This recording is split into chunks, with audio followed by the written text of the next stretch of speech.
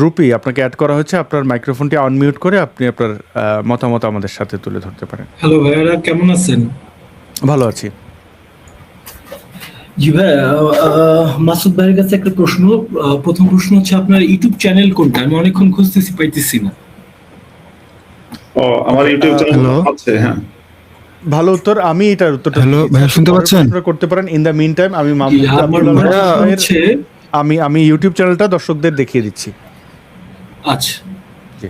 Hello. আমার প্রশ্ন হচ্ছে, সহিহ বুখারীর 233 নম্বর যে হাদিসটা, আপনার একটা ভিডিও দেখছিলাম, এই হাদিসটা পড়ে আপনার অনেক খারাপ লাগছিল। তো যাই হোক, এই হাদিসে যে বলা আছে স্পষ্টভাবে যে রাখালকে খুন করা হয়েছিল, তারপর নবীজি যেটা করছে সেটা অবশ্যই অনেক গোর টাইপ ব্যাপার হয়েছে, এটা আমি এগ্রি করি। কিন্তু যে রাখালকে যে মারলো, এটার শাস্তি কি কি হওয়া উচিত ছিল গ্রেফতার করে আনার পর? আচ্ছা, প্রথম কথা, রাখালকে যে ওরা হত্যা করেছে সেটাকে আমি সমর্থন করি না। কিন্তু আপনি কি জানেন যে রাখালকে হত্যা করে তারা পালাচ্ছিল কি জন্য? না, সেটা জানি না। আচ্ছা, সেটা আমি বলি। আচ্ছা, আপনাকে জিজ্ঞাসা করি যে মোহাম্মদের যে আইন ছিল মদিনাতে, মোহাম্মদের আইন অনুযায়ী ইসলাম ত্যাগকারীর শাস্তি কি? ইসলাম ত্যাগের শাস্তি তো আমার জানা মতে কতল করাই। শিরচ্ছেদ, মানে গলা কেটে হত্যা করা। তো এবার উগল উরাইনা গোত্রের একটা গোষ্ঠী, একটা একদল মানুষ, বলা হয় তাদের সংখ্যা 9 জন ছিল, কোনো কোনো বর্ণায় আছে 7 জন। এই যে একদল মানুষ এসে মোহাম্মদের কাছে ইসলাম গ্রহণ করলো। প্রথমে ইসলাম গ্রহণ করেছে। ইসলাম গ্রহণ করার পরে তারা মোহাম্মদ তাদেরকে উটের মূত্র এবং উটের এই পান করতে বলেছে, এই উটের মুত এবং হচ্ছে উটের দুধ পান করতে বলেছে একসাথে। তারপরে তারা যখন উটের মুত পান করলো, তো হাদিসে যেটা আছে বুখারীর 233 নম্বর হাদিসে, যে তারা সুস্থ হয়ে গেল। এরপরে তারা ইসলাম, বলা হচ্ছে ওয়ারতাদ্দু আনিল ইসলাম, তারা ইসলাম ত্যাগ করেছে, কিন্তু সেটা প্রকাশ্যে না। তারা গোপনে গোপনে ইসলাম ত্যাগ করেছে, ইসলামের প্রতি বিশ্বাস হারিয়ে ফেলেছে। এবং তারা সেই মদিনা থেকে দ্রুত পালানোর জন্য, ওরা বুঝে গেছে মোহাম্মদ ভণ্ড। এখন তখন ভাবলো দ্রুত পালাবো কিভাবে। দ্রুত পালানোর জন্যই তারা মোহাম্মদের যে উটের আস্তানা ছিল, মানে যেখানে মোহাম্মদের লালিত পালিত উটগুলো থাকতো, সেটার একজন রাখাল বা পাহারাদার ছিল। সে পাহারাদারকে হত্যা করে তারা দ্রুততম সময়ের মধ্যে উট নিয়ে পালাচ্ছিল। পরে মোহাম্মদ তাদেরকে ধরে আনার জন্য লোক পাঠিয়েছে, লোক পাঠিয়ে তাদেরকে নিয়ে এসে মোহাম্মদ অত্যন্ত নিষ্ঠুর ভাবে হত্যা করেছে। এই হচ্ছে কথা। তো এখন এই যে ওরা পালিয়েছে, ওরা যে খুন করলো, সেটা কিন্তু মোহাম্মদের হাত থেকে নিজেদের প্রাণ বাঁচানোর জন্য। যেই লোক তো অত্যন্ত জঘন্য নিষ্ঠুর, ইসলাম ত্যাগ করলে ওই দেশে গলা কেটে দেবে, এই জন্য পালিয়ে তারা হত্যা করেছে। কিন্তু আমি সেটাকে সমর্থন। ইসলামটা আগে ত্যাগ করছিল, এরপর রাখালকে মারছিল? হ্যাঁ, ইসলাম ত্যাগ করেছে আগে, তারপরে রাখালকে মেরেছে। আচ্ছা, বুঝলাম। এখন এখানে একটা কথা হচ্ছে যে করোনায় মানুষ মারা যায়। এখন একটা লোক করোনায় মারা গেছে, বাট দেখা গেছে যে তার ক্যান্সারও ছিল এবং সেটা লাস্ট স্টেজ ছিল। এখন সে ক্যান্সার প্লাস করোনায় মারা গেছে। এখন সে অ্যাকচুয়ালি ক্যান্সারে মারা গেছে এবং তার করোনা ছিল। তো দুইটা তো এক না, যে সে আসলে ক্যান্সারে মারা গেছে আর লাশের করোনা ছিল। করোনায় মারা যায় নাই, বাট লাশের করোনা ছিল। এখানে ইসলাম ত্যাগ করছে, এটা মনে করেন করোনা, আর ক্যান্সারটা হচ্ছে রাখাল। এমনও তো হইতে পারে, তাই না? যে আনছে, এখন ঠিক আছে ইসলাম ত্যাগের জন্যই মারছে। আচ্ছা, আপনার কাছে আচ্ছা, তাদেরকে হত্যা করেছিল কিভাবে মোহাম্মদ, সেটা কি আপনি জানেন? জি জি, হাত পা বলুন তো, আপনি বলুন। আপনি বলেন না, আপনি বলেন। বুখারী থেকে পড়লে যদি বলি, এখানে হচ্ছে ফার্স্টে আপনার রাখালকে দাঁড়ান একটা মিনিট, তাদের উনার আদেশে তাদের হাত পা কেটে দেওয়া হলো, উত্তপ্ত শলাকা দিয়ে তাদের চোখ ফুটিয়ে দেওয়া হলো এবং গরম পাথরে ভূমিতে তাদের নিক্ষেপ করা হলো। তারা পানিও চাইছিল, কিন্তু পানিও দেওয়া হয়নি। আচ্ছা, তার মানে মোহাম্মদ যে লোকগুলোকে হত্যা করেছে তাদের প্রত্যেকের একটা করে হাত এবং একটা করে পা কেটেছে, ডান হাত এবং বাম পা।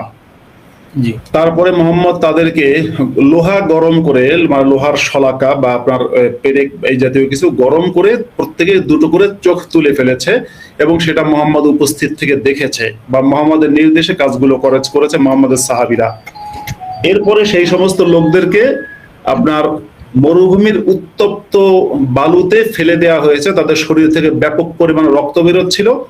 সেই মুহূর্তে তারা যখন দুটো চোখ তুলে ফেলা হয়েছে, হাত কাটা হয়েছে, পা কাটা হয়েছে, সেই ঠিক মৃত্যুর আগ মুহূর্তে তারা বলেছিল একটু পানি দেওয়া আমাদেরকে।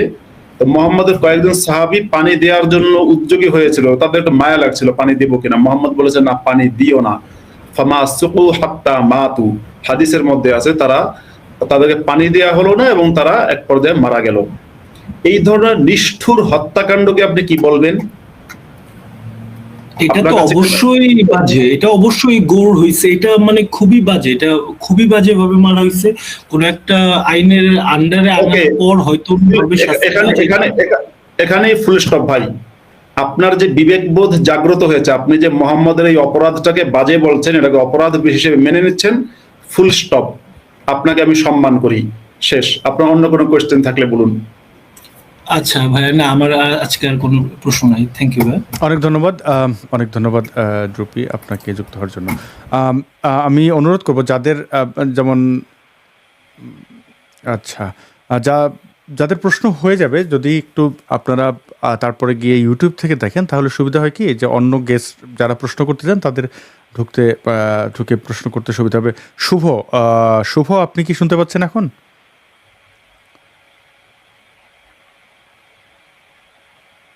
শুভ, আমি আপনাকে দুবার কানেক্ট করলাম কিন্তু আপনাকে শুনতে পাইনি। আনমিউট করতে হবে, মাইক্রোফোন আনমিউট করে তারপরে আপনার প্রশ্নটি যত সংক্ষেপে প্রশ্ন করা যায়, আর্গুমেন্টের চেয়ে বেশি ভালো হয়, যেহেতু এটা প্রশ্ন উত্তর পর্ব, সেক্ষেত্রে প্রশ্ন।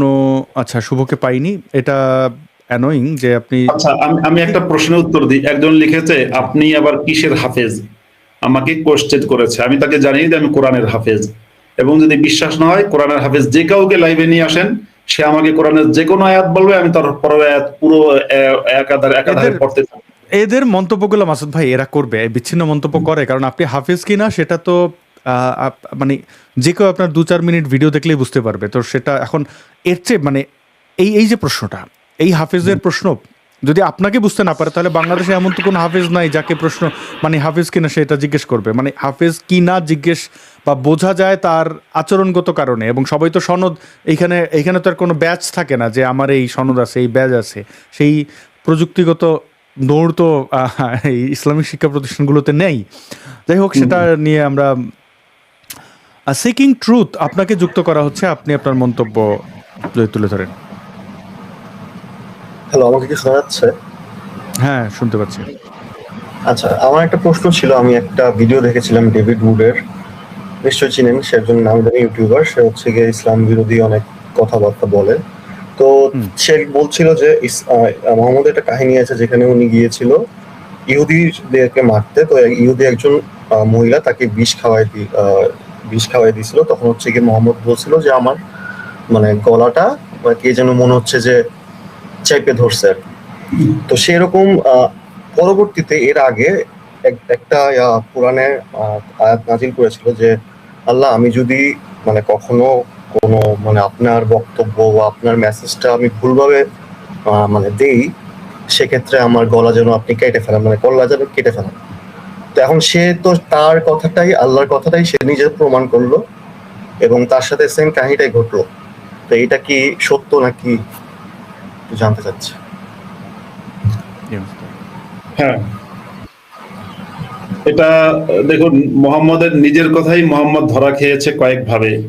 প্রথমত একটা হাদিসের মধ্যে আছে যে মুমিনের মৃত্যু হচ্ছে এক ধরনের উপহারের মতো। মুমিন মৃত্যুর সময় ব্যথা পায় না, কষ্ট পায় না। মুমিনের মৃত্যু হয় একেবারে খুব সহজভাবে, এবং যে আজরাইল বা যে জান কবজকারী ফেরেশতা অত্যন্ত আসানের সাথে মুমিনের রূহ কবজ করে। মানে মুমিন যে ব্যক্তি, তার মৃত্যুর সময় কোনো কষ্ট হয় না। কিন্তু কাফের মৃত্যুর সময় অত্যন্ত কষ্ট পেয়ে মারা যায়, প্রথম কথা। দ্বিতীয় নম্বর কথা হচ্ছে, আপনি কোরআনের যে আয়াতের কথা বলেন, কোরআনের দুটো আয়াত আছে, দুই জায়গায়, দুইটা সূরায়। এর মধ্যে একটা সূরা এরকম আছে, ওয়ালা তাকাওয়ালা আলাইনা বা'দাল আকাওয়িল লাআখাযনা মিনহু বিল ইয়ামিন সুম্মা লাকাতা'না মিনহুল ওয়াতিন। সূরা আল হাক্কা, এই সূরার শেষ দিকের আয়াত, 40-41 নম্বর আয়াত। যে যদি মুহাম্মদ, সে মানে আল্লাহ বলছেন সেই মানে মুহাম্মদ, যদি আমরা যে আল্লাহগণ আছি, আল্লাহ সবসময় বহুবচনের শব্দ ব্যবহার করেছে, তাই আমি বহুবচন বলছি, আমরা আল্লাহগণ আছি, আমাদের উপরে যদি কোনো মিথ্যা কথা আরোপ করে, মানে আমরা যা বলিনি সেই কথা যদি তার নিজের মুখে বলে, তাহলে অবশ্যই আমরা তার হাতকে চেপে ধরবো এবং তার গলার যে সুম্মা লাকাতানা মিনহুল ওয়াতিন, গলার যে রগ আছে রগ কেটে দেবো। ওখান থেকেই মনে হয় ছাত্র শিবির রগ কাটার আইডিয়াটা পেয়েছে, কারণ আল্লাহ রগ কাটার কথা বলেছে কোরআনে।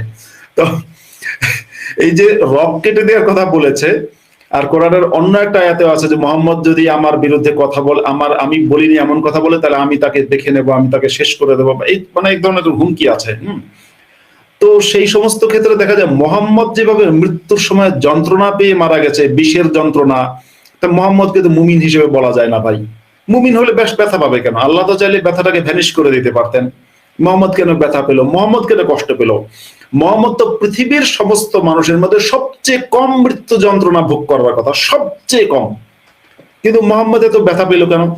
এরপরে মোহাম্মদ যে আল্লাহর নামে নিশ্চয়ই মিথ্যা বলেছে বলেই মোহাম্মদকে শাস্তি দিয়েছে।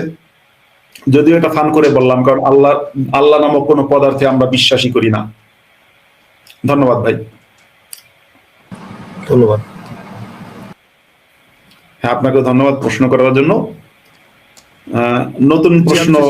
হ্যাঁ, আমি চেষ্টা করছি অন্য একজনকে কানেক্ট করার। মাসুদ ভাই, আমি অনুরোধ করব, সৌমেন, আপনি আপনার মাইক্রোফোন আনমিউট করে যদি আপনার প্রশ্নটি করেন। সৌমেন, দুঃখিত আমরা সৌমেনকে পেলাম না। সায়ন,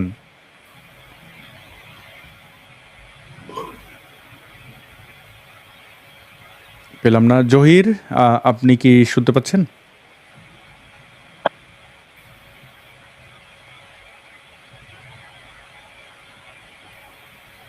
যারা যুক্ত হবেন তারা একটু সাউন্ড সিস্টেমটা, একটু সাউন্ড সেটিংস চেক করবেন এবং এটা আনমিউট করবেন। হ্যাঁ, শুনতে পাচ্ছি। জহির, আপনি আপনার প্রশ্ন। জি, কেমন আছেন? হ্যাঁ, ভালো আমরা। আচ্ছা, আমি যেটা জানতে চাচ্ছিলাম সেটা হচ্ছে ইসকনের ব্যাপারে। ইসকন দেখলাম ব্রিটেনে ওরা অনেক মিশনারি কাজগুলো করে, তো এরা যদি জঙ্গি সংগঠন হয় তাহলে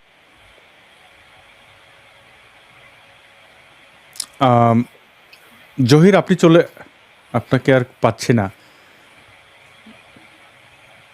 জহির, আচ্ছা, আপনি আবার যুক্ত হলে আপনার প্রশ্নটি শুনবো।